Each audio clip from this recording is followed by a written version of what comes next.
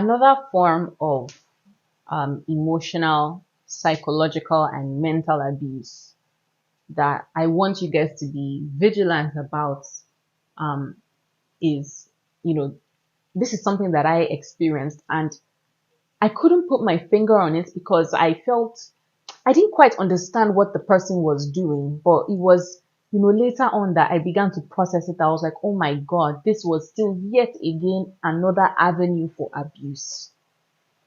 And so from what I'm referring to is something called shame dumping.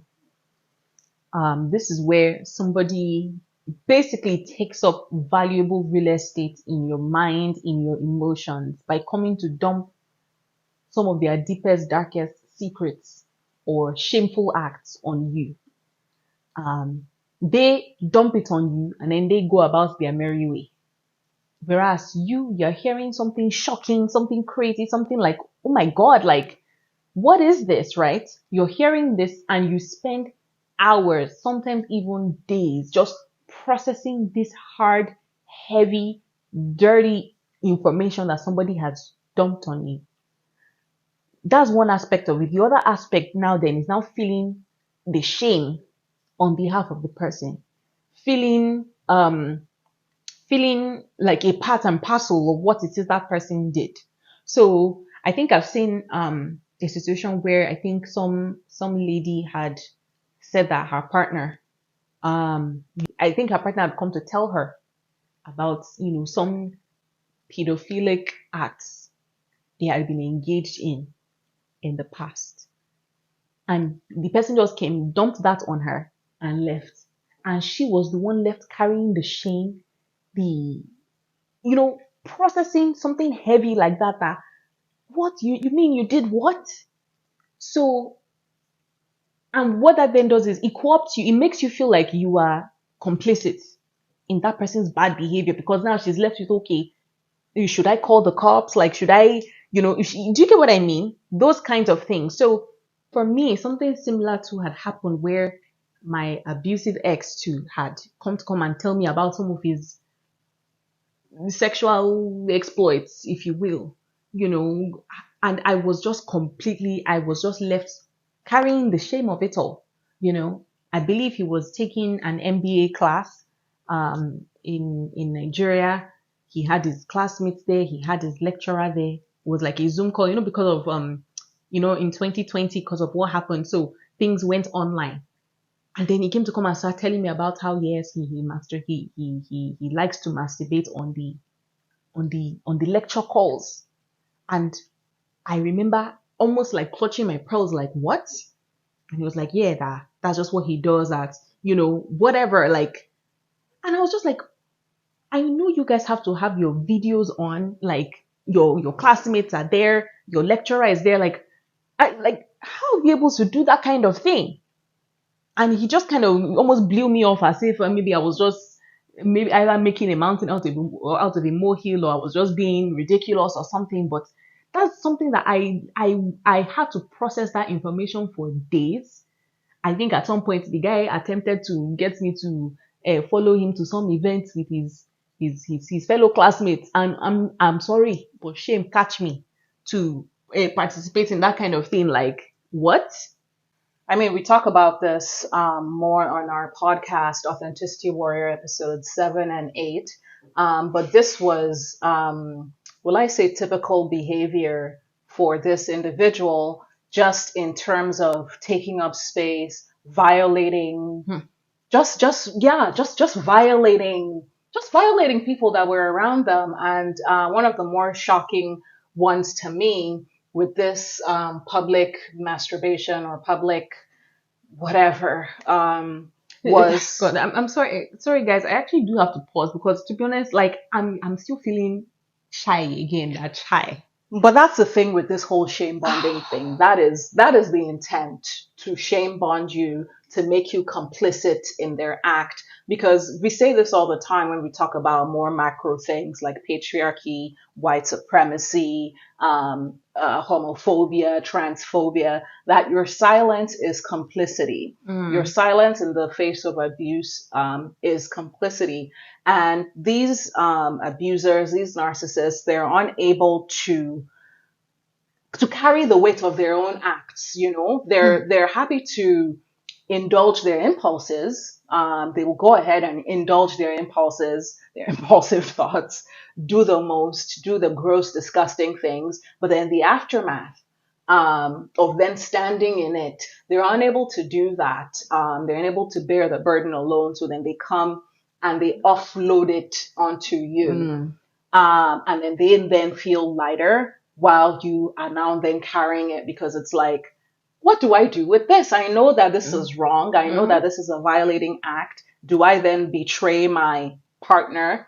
Um, I myself am being abused, so to call them or to challenge it puts me at risk. Mm. And so what they do is that they use you as their personal laundromat. They use you as their, dry cleaner to whitewash their rubbish, really, Mm. to whitewash their nonsense, their icky, gross acts. But then what that also does Mm. is that when they offload it on you, they're able to shed that from themselves. And so they now project the disgusting things they do, the shameful things they do, their guilt, their all that. They project that onto you. They dumped it onto you. Mm. So when they look at you, you are the representation Their of their nastiness. nastiness. Mm. So it's all part of the abuse. It facilitates the abuse even Mm. more because they look at you as the gross, disgusting part of themselves, that they think they have cut off. And dumped onto Cut you. off from themselves because they don't see any boundary Mm.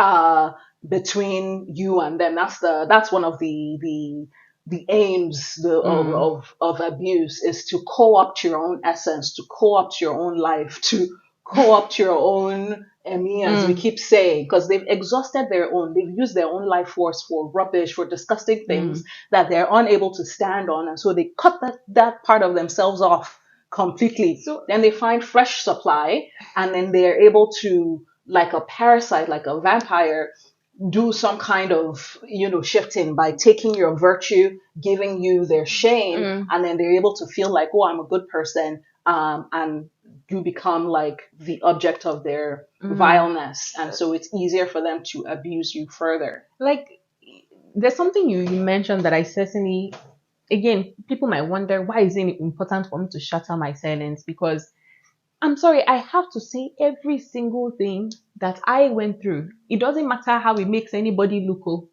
It doesn't matter. Do you get what I mean? The Like, shame is not yours it, to carry, it's it's not not yours mine. to And bear. so It I never am was. removing it and giving it to the owner to hold Hmm. on to.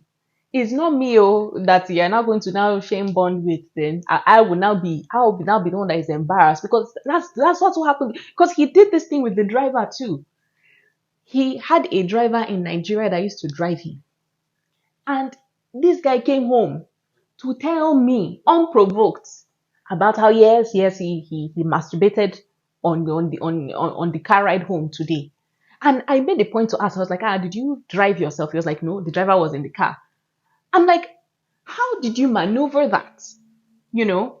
And I, I was so embarrassed because I know that this driver, we had already begun to suspect that, he was somewhat, on the autism spectrum or something. So and he's a smallish kind of man. I was just like, I know you did this thing to this man because you know this guy cannot challenge you. You know, like, what do you want the man to do now? I could not look that guy in the face. That is how embarrassed I was. I processed this information for days. Like, I wrestled with the knowledge of what happened. And like I said, we talk about this on the podcast, episode 7 and 8. And this was again another running theme, because this was the very same, Driver. special needs driver who he had again come home and admitted that, oh, I farted in the car. and the Because driver, he said he had been having stomach issues yeah, that oh, day. he had been having, an upset tummy, this, that going on with his digestive stuff. And Then he farted in the he car. farted a just disgusting, stinky fart in the car. And the driver did not even say, okay, now, waiting. He discreetly goes to put the windows down, and then he takes that as an opportunity to lash out and yell at the driver, my friend, will you wind that glass up, kind of thing, and then have the driver sit there in your filth with him. You know that you have violated this person. You know you've done something disgusting. Okay, then sit with it. Then you now bring that home to your wife and tell your wife that to do what with it then? To do what with it then? Either to go and then apologize on your behalf to this person of whom she has no part in doing this to this person. So why can't you see it through, see your act through to the conclusion? That's the one thing I said I was not going to do. That I'm sorry. It's not going to be me, actually. First of all, I am the one, I'm driving myself in Lagos in this hot sun, in traffic. I am driving from mainland to island, island to mainland by myself. You're the one that has a driver, and you cannot manage to have a sense of decorum and dignity in your exchange with this person. It's now me that should now go and be prostrating and be begging the driver that, Oga no supposed to do this kind of thing. Do you get what I'm saying? Like, especially when this is already something he's even doing to you, to me, like farting and just entitledly without no excuse, without no anything. Toro, it was even the because when I asked, I said, because even in my head, I said, but you yourself, you confessed that you had stomach issues, like, and you know it was bad. Like, why didn't you just let the guy wind down?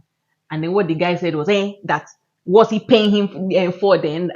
Yeah, it was just the nonsense thinking that, what's he paying him for then? That how dare he wind down when he's the one that is paying his salary? That's part of actually his work, to be inhaling the farts. and it's just ridiculous. And that's why we say, like, abuse is never contained. It escalates, because like him doing it to you is not enough. That supply is not sweet enough. It's no longer scratching the itch enough. So he has to then go and do it to somebody who people he sees as beneath him, but then is unable to contain the guilt and the shame of the nonsense, and then brings it, like I said, back to you, to the personal laundromat to wash his rubbish, while staining your own white as well. It's part of what we mean when we say, when you remain in an abusive relationship, you're there and you are their primary scapegoat, but over time it's no longer sweet, especially after you have resigned yourself to the abuse. Then the abuse of you is no longer as sweet again. They'll still abuse you, granted, but it's no longer as sweet. So that's when they now have to start looking for other victims. That's when your children now start getting involved. That's when supposed domestic staff, driver now, then is nanny. Then now is the blast radius keeps getting wider and wider and wider. Now it's his MBA class that he's violating with his sexual deviance now. Do you get what I mean? So again, don't joke with abuse. So because because I'm pretty sure if I had stayed there, I will have more things to say, more things to present, that these are the things that this guy did do. And that's just the one that is the one coming to tell you. You will find out that the ones that you don't know doing that you have no clue about. The ones that even he himself, he knows that he cannot even bring to you. So again, it's I like that we dedicated an entire portion to this shame bonding thing, because it really is bad. It's not a joke, and it takes up valuable real estate in your mind, in your emotions. It wears you down. It makes you carry shame that doesn't belong to you.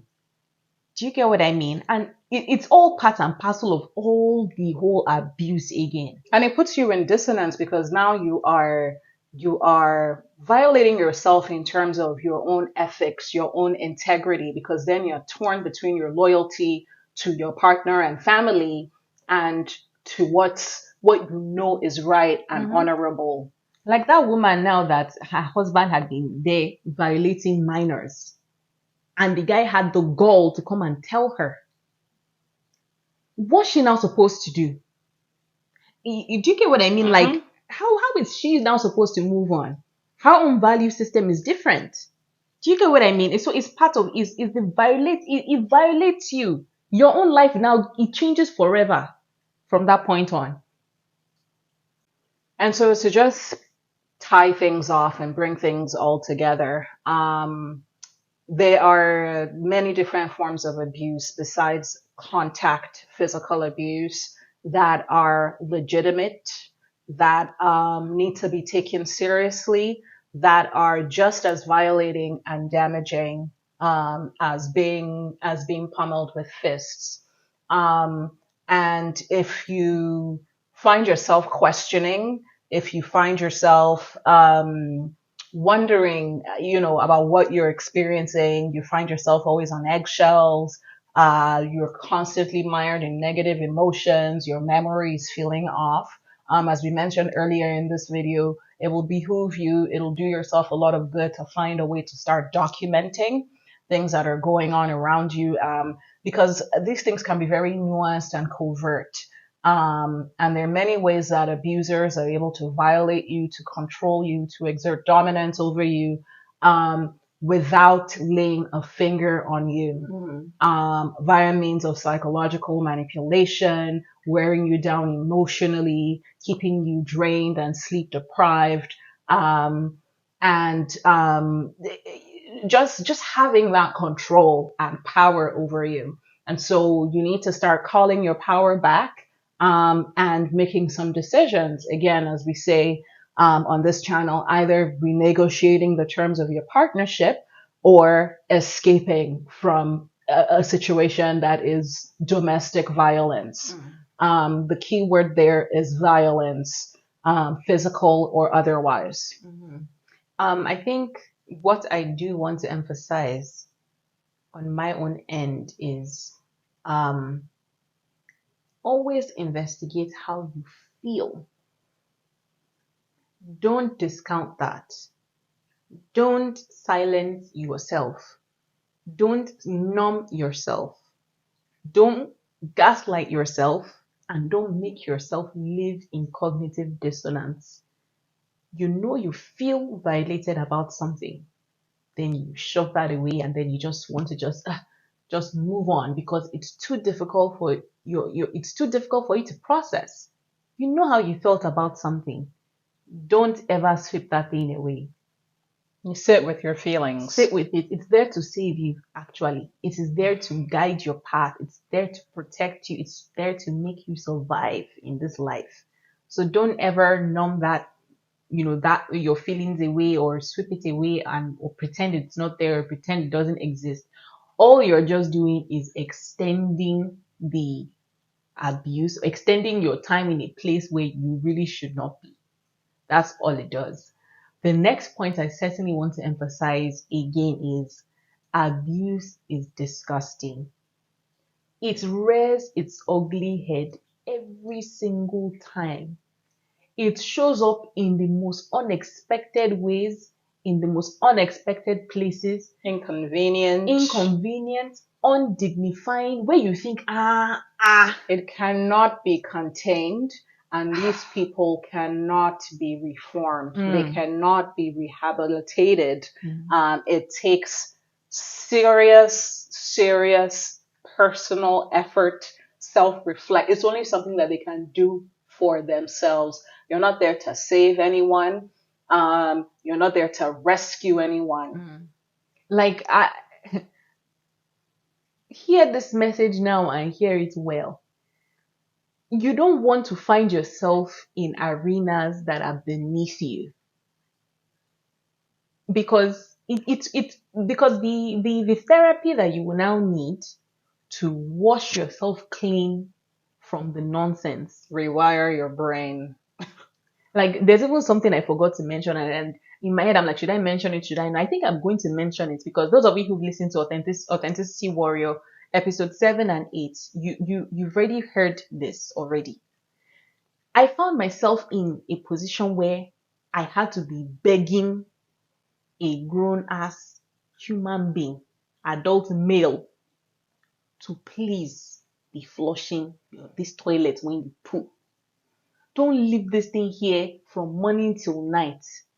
and then I'm coming back from work Habitually, consistently. and I'm meeting a full toilet. I had to be begging this person.